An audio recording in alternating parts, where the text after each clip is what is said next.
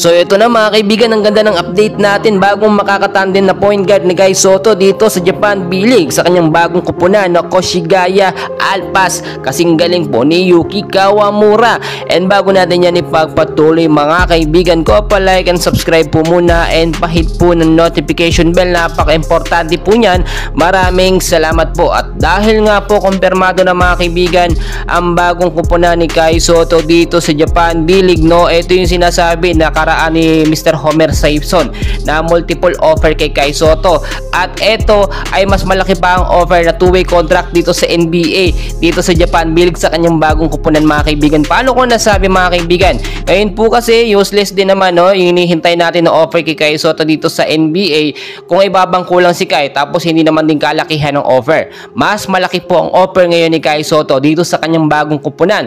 Lately lang sinabi ni Mr. Homer Simpson na talagang million po, no, milyon peso talaga ang kontrata ni Kai Sotto na offer dito.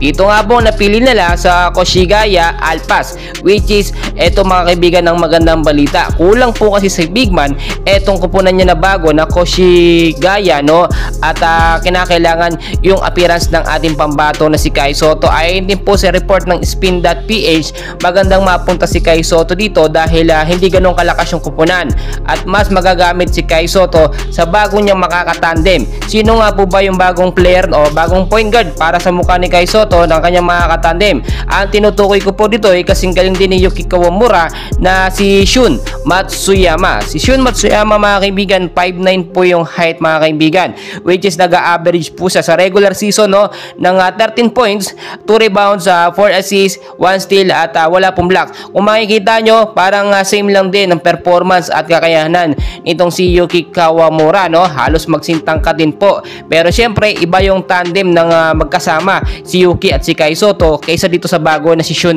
Matsuyama. Malalaman natin yan mga kaibigan. Ngayon kasi si Kai Sotto dumadaan po sa matinding mag-eensayo para nga po sa paghahanda sa FIBA Olympic Qualifying Tournament. Dito po kasi mas kinakailangan fokusan mo ni Kai Sotto. Then after nyan, kinakailangan niya mag-practice sa kanyang bagong kupunan dito nga po sa Japan B-League. Ang sinasabi natin mga kaibigan, exposure ang kailangan ni Kai Sotto, hindi yung kontrata dito sa NBA. Dream naman talaga natin na makakapasok si Kai Sotto at makapaglaro sa NBA, pero useless lang kung ibabangko lang siya at babaliwala lang, no, yung kanyang tangka dahil syempre hindi naman siya ipa-priority. Dito po kasi sa Japan B-League, priority po ang ating pambato na si Kai Sotto. Bakit priority mga kaibigan? Nakakahakot po kasi siya noon ng engagement at especially yung views po ng kupunan na kung saan siya naglalaro ay talagang tumataas, especially dito sa Japan B-League. Pag may laro si Kai Sotto, inaabangan po yan ng mga solid fans ni Kai. At alam ko mga kaibigan, marami pa rin bashers si Kai Sotto kahit todo sikap si Kai, especially si random guy na lagi nagko-comment sa comment section. Mga kaibigan, nandayan pa natin kaganapan, no? So yan lamang po. Please huwag niyo pong kalimutan mag-like and subscribe for more Kai Sotto updates. Maraming